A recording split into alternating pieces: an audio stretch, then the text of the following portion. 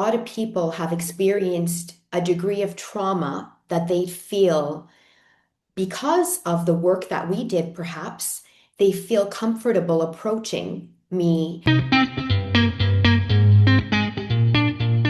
I'm very excited today to be speaking with Folklaur Chevrier, the founder of Folklaur Films, and so much more. Thank you so much for the time, Folklore. I really am excited to chat with you. Thank you for your time. Well, thank you, Steve. It's my pleasure. I'm happy to be here.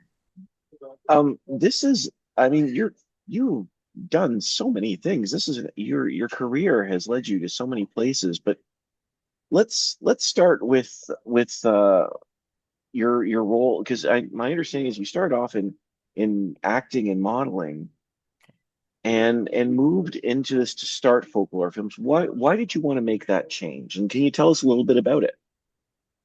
Well, thank you for asking. I appreciate it. I always was curious about the whole creative process, and everything that I learned from being on set. I wasn't classically trained in this sense or formally trained where I went to film school per se. All of my training has been as a performer. So everything I learned for the process of filmmaking has been hands-on, practical. And I just really wanted to create my own opportunity rather than rely on someone else determining my fate. I love being a performer, Steve, definitely. But I also thought, well, why can't I be multifaceted? Why can't I utilize multiple talents? And I love creating content. I always have. I love to write. But I was just so fascinated by telling factual stories, documentaries, full-length feature documentaries, documentary series, even scripted. However, I really was looking for something purposeful because I believe entertainment can be both purposeful and entertaining. I believe there's always a takeaway in a positive manner, no matter, or a positive aspect, no matter which genre it is.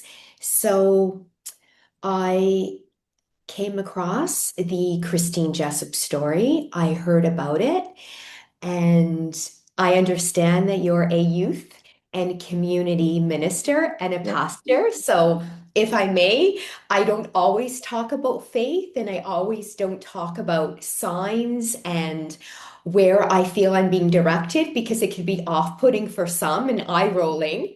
But quite honestly, Steve, there really isn't any other answer that I can tell you is that I believe truly and wholly I was being directed Mm. because I, everything that had happened for me to make a decision to pursue this story, I believe were signs. I saw them as that. I was open to receiving signs and I thought, okay, I am the person who's been chosen and I'm being pointed in many different directions to pursue this story. And I chose to do so. I mean, it's incredible. And I mean, the response to this series on Netflix has been absolutely amazing. It Did, has. I just got goosebumps. Pardon me.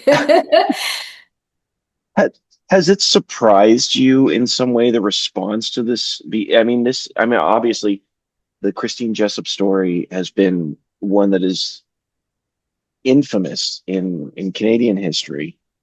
But here it is almost 40 years later, Yes. and we're still talking about it with this much interest. Well, I appreciate you mentioning that. My reaction to the Christine Jessup story reaching number two, literally the series reached the top five within 48 hours of launch. That I was not anticipating. I actually said to my sister, we're going to be in the top 10. And she said, the top 10 with all that content? I said, absolutely, most definitely. That was my very optimistic outlook, but I definitely did not anticipate right out of the gate or at all because the content and the competition is just so high. The playing field is so elevated. it's an entirely different landscape and ball game as it was before. And it's surreal and humbling. And what it tells me and what it shows me, Steve, is that human stories, when they're told with care, they universally resonate. Mm. Yeah, absolutely. And this is one of those stories that continues to echo. Yes, Um, I like that. and you've spent years d- delving into this case, and as you said, you felt like doors were opening. You felt like led into this. But what was this journey? This must have been taking a toll on you emotionally because this is such a difficult subject matter. What was that journey like to be fighting for this for Christine Jessop Well, so deeply? it was a solo journey Mm. for the longest time. For a decade, it was a solo journey, and the emotional challenges of not only the project itself and developing a project and hoping or praying rather for a green light, but prior to that, just living with Christine's story daily was heavy. It was insurmountable grief. I felt anger and hope intertwined, if that makes any sense. But it was impossible to step away. And quite honestly, it was never an option for me, regardless of the obstacles, the challenges, the hurdles, and there were many. I was tested every step of the way. And I just at one point said, you know what? I'm a door closed and a no is just the universe or God's way of redirecting me. I totally believe that because the only other option would be to stop. And I just refused to, and I kept going. That was the only option for me. I had made a commitment and a vow to the Jessup family that I would not let them down. And after the horrendous experience, that they had lived. Janet Jessup is famously quoted for saying her life is a living hell and was a living hell while she was with us here on earth. And I promised them that I wasn't a large production company. At the time, I was an independent film producer. I was an independent filmmaker, and I didn't have the resources that I could offer them like other studios. Mind you, that was never a question or a desire for the Jessups. What they were looking for were two things. One, not to be screwed over for once in their life by anyone. And secondly, to tell their story and to honor Christine with authenticity and integrity. That I could promise them and give them my word. I never told them that it would be a short journey. I never gave them a timeline. I never made any false promises or false hope. But every step of the way, we stuck together, and here we are. Wow, that's incredible. And the fact that they were willing to partner with you throughout this time and just be so open and honest, I think is an incredible thing because you're right. Like there has been over many years just this sort of media feast on this family Yes. and to give them the opportunity to get a sense of justice through their story in their voice, I think is just it's a beautiful thing, just incredible. I appreciate that. And yes, you're right. They also took a chance on me because they stayed with me for so long. And you would think that after even 1 year, someone who's not in the industry has absolutely no inclination, with all due respect, what it takes, and that it's a one in a million shot to get a green light. And they just never questioned. They would ask, so is this actually going to happen? Is this actually going to happen? But they never put pressure on me. They never had any expectation other than for me to follow through. So I'm grateful that they entrusted me with their story, knowing how long it took. That to me is probably one of many But one of the most astonishing aspects fundamentally that they stuck with me. It's a two-way street. You know, everyone talks about how I stuck with them and how I saw it through. But aside from acquiring the life rights, I mean, at any point in time, they certainly could have backed away or at least attempted to. And aside from the legalities, there was no way on God's green earth that I was going to not acknowledge and accept their decision. I mean, legalities or not, I wasn't going to, they were not beholden. I mean, this was just not acquiring the life rights to a book, and I mean no disrespect or to a novel. This was an ordeal that they were living through day in and day out for 36 years. And then after the case was solved, the following 4 years, because now you have a whole other set of grief and challenges and a set of reality, essentially, a newfound reality, if you will. Yeah. Yeah. It seems like every time there was closure, there wasn't. I can only imagine how difficult that would have been for them. You're absolutely right. And that's an excellent way to put it. There never was. And is there really closure? Uh, You know, that's an interesting question. And I often speak with Ken Jessop about that. And I really, I don't, for me, there isn't. So I can't imagine that there wouldn't be for them because there still are a lot of unanswered questions. And we did our very best to conceptualize 36 years or 40, if you will, because Janet's interment was on the 40th anniversary of Christine's passing, to very effectively depict what happened in 3 episodes. So the audience is taken along the journey, and whether they're familiar with the story or not, we have to assume that one is not, because you should never make assumptions, that they don't feel lost, that they were able to follow and track with us and felt that they were part of the conversation or they were sitting in a conversation and listening. Can you talk to me about that process? Because to be honest, like as you said, this is 40 years. This is a major story, and you got 3 episodes to knock it out. I mean, this no small task. It's an unbelievable thing. So what I mean, when you're assembling the story, obviously you want to be true, you want to tell the truth, get as much out as possible, but I mean, this Mhm. story could be 10 episodes, 3 seasons each, or something like 3 seasons of 10 episodes. At this point, how do you put that together? Well, first and foremost, we built an empathetic team of storytellers. So they were storytellers truly of excellence. Joe Virgo had an eye for skilled researchers, editors, and filmmakers. And there was a common dynamic. We were all committed to the truth and humanity. So, first and foremost, so that was very important because of the heightened sensitivity of the subject and the content. And then, secondly, we wanted to involve family and the community to ensure that their voices were honored at every stage. So we listened deeply and we let their voices guide the narrative without imposing our own.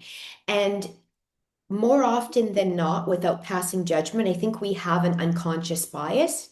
I don't even know if that's what it is, because your brain automatically forms a thought. And then that thought can be turned into an opinion, or it can remain a thought that can be a controlled thought.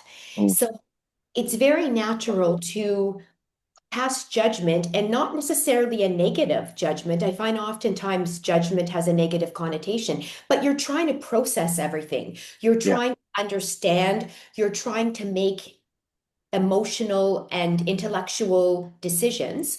So we just thought that we would let their voices guide the narrative and we couldn't impose our own. And that to me is one of the most difficult challenges when you're talking about documentary filmmaking, because it really has to be unbiased. Mm. It's about seeking the truth. It's about unearthing the truth, whether you agree or you don't agree, whether you understand or you don't understand, because it's not about you. And the same can be said when you're writing scripted, as an example, because you're not writing for yourself or for your comprehension. It's that characters. And in turn, when you also have a subject, you are trying to get the most that you can out of your subject respectfully while honoring their condition. And that can be very difficult. And that's when superior interviewing skills come in, such as yourself, because you know when to push ethically and you know when to pull back. The last thing you want to happen is for your subject to get up and walk away, and then they're done. You definitely never want that to happen. So it wasn't easy in the sense of trying to get to the heart of the matter and get to the truth and have not only Janet Jessop and Ken Jessop, but everyone who was so close to the story that we had interviewed, that we had spoken with, and even myself from the very beginning for all those years as well.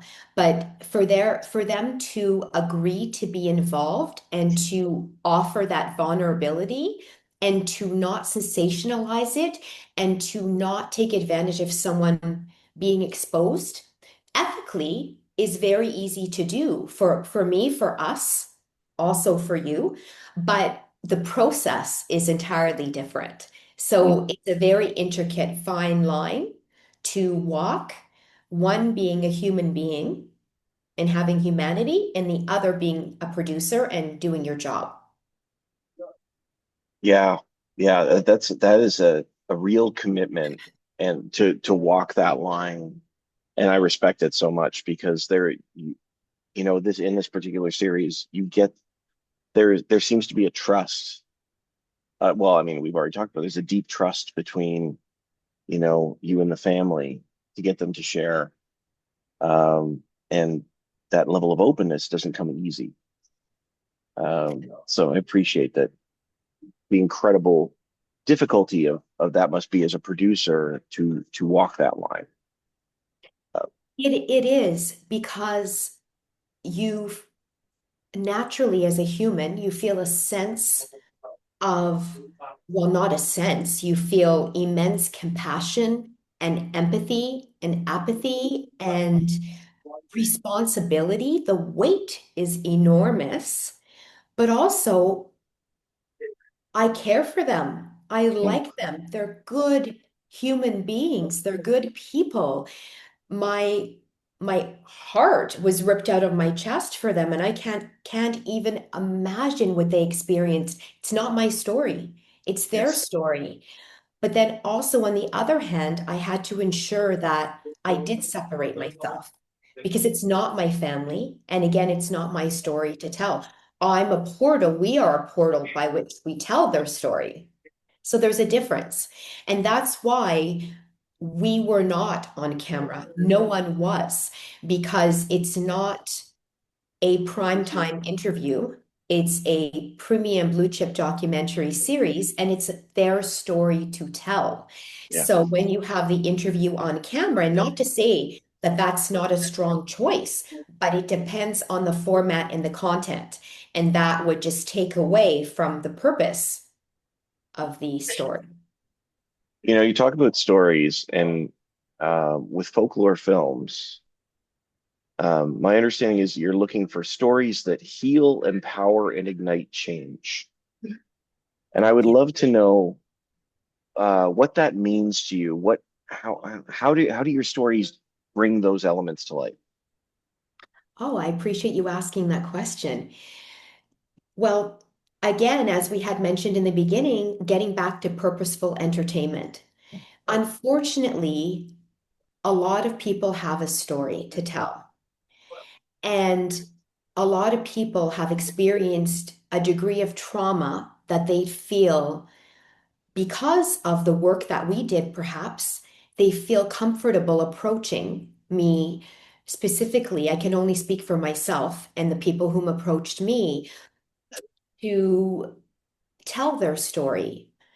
And I take that with great responsibility. One, I'm honored that they would even think of me or consider Folklore Films to do so. But also, secondly, it's astonishing to me the amount of people that feel the need to tell their story because of what they've experienced on one hand. But then on the other hand, it's enlightening, if you will, that they feel that television and film is a portal in which to do so, which means that it's a very positive medium, that this medium is being utilized, to answer your question, for the greater good. So, yes, we are providing entertainment in one aspect because that's what media is, that's what multimedia is, that's what television and film is.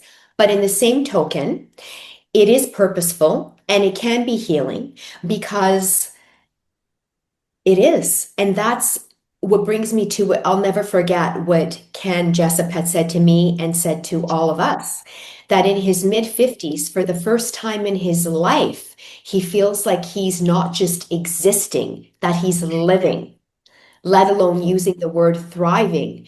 Oh, I just got goosebumps again as soon as you did that. And because of the Christine Jessop story, because of the way that we told and honored his story, his mother's, and most importantly, Christine's, and the way that he was treated, which I have so much respect. There is only so much that I could do and that I did on my own. And then when you involve a team, you're not, you cannot control how they would conduct themselves, as an example. And every single individual, and it was a very tight, small team for a purpose, given the content. And it was a close set, and it was just very, the group was intimate, and we move fast and we move quick, but the outcome was spectacular in the sense that not only, as you said in the beginning, the series was well received and being critically acclaimed and trending, all of that I am grateful for, and it's fantastic. But what means the most to me, one, is how Ken Jessup feels because he's the only living individual, unfortunately, from this story, from his immediate family. And secondly, the community and the audience and the viewers. So the fact that it resonated with them and it's so, as you said, so positively received means the world to me. And that Ken Jessup can walk away for the first time in his life feeling whole. To me, and is a blessing, and that was always my purpose. I often get asked about remuneration and about, wow, so with so much success, what's next? And while I appreciate all of that, and that's a very logical and natural question to ask in any occupation, given accomplishments, but it was never about that for me. It was never about that for the Jessops. It was always because if that's the case, then you one wouldn't be in documentary filmmaking because you're barking up the wrong tree, perhaps, and that may be down the road or that may be in a different genre. I'm not sure. I can't speak to that. But what I can speak to is how rewarding it is ethically for me and personally for me and spiritually. And that was always my motivating factor. And that's how I feel that I was rewarded by feeling this way. I understand that entirely. All of that I understand entirely. Um, because your heart and the joy that the support you're bringing this family is what matters. And I think that that's incredible. I know the Christine Jessup story has been a massive success on Netflix, but I feel like I need to ask, are you working on something else or what comes next? Or are you just like, I need a break? You sound like my entertainment lawyer. That's exactly what he said. Joe Sisto had said, I think your next project should not be true crime. And I don't, he said, I think you just need to, after such a long, it feels like it's half my life, after such a long journey, well, it was my whole life, but it just was such a part of me in every aspect.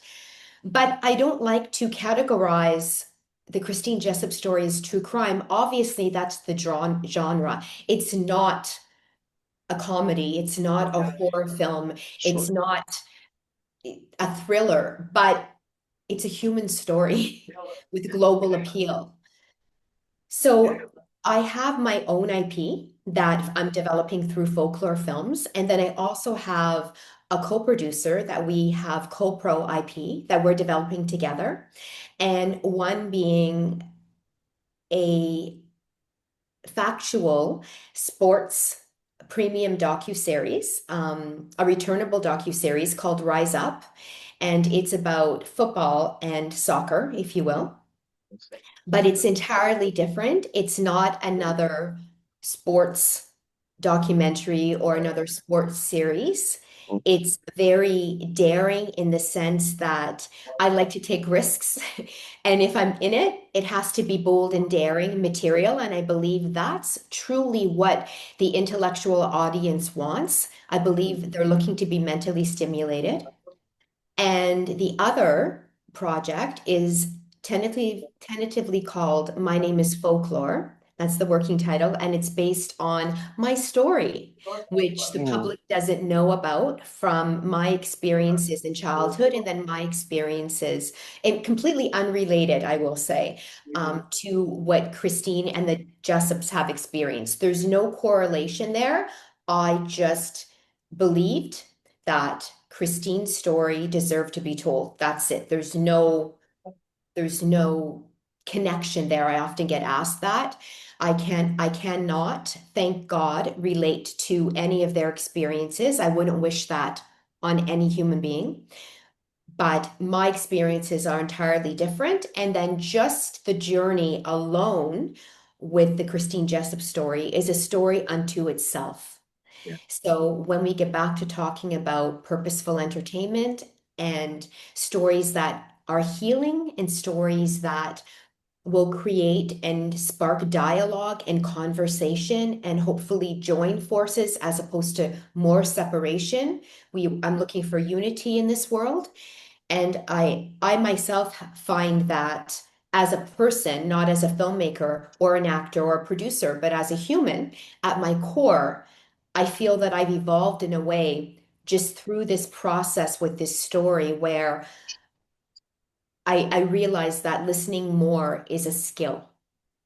And not that when I or if we don't listen more per se, because perhaps you're thinking of what to say or what to ask next or what can potentially happen or what that person will say. It's almost anticipating what someone is saying. But I often find that in general, humans, you don't necessarily need to have an answer or say anything. They just want to be heard and to be listened to. And more often than not, that is enough. And that's more than what anyone could ask for. I love that. I Oh, love that. That means a thank great you. deal to me because I really believe that. I really believe, and this is ScreenFish is embedded with this, that everyone's story matters. Yes. And if we can elevate and empower stories the way that you want to, I mean, then we're doing our job. This Yes. is what the joy is of this. So honestly, a folklore. We're out of time, but this has been an absolute joy. Thank you so much for sharing their heart with us and telling us about this amazing journey. I really do appreciate it. Oh, I'm so grateful. Thank you for your kind words. And I thoroughly enjoyed myself and I appreciate the opportunity. Thank you. Thank you. Honestly, it's been wonderful to chat. And of course, the Christine Jessup story is on Netflix. You can find it there. But Folklore, thank you so much for the time. I really appreciate it. Have a wonderful day. Thank you. Likewise. Thank you. Take Thanks. care. You Bye. too. Thanks so much. Bye bye.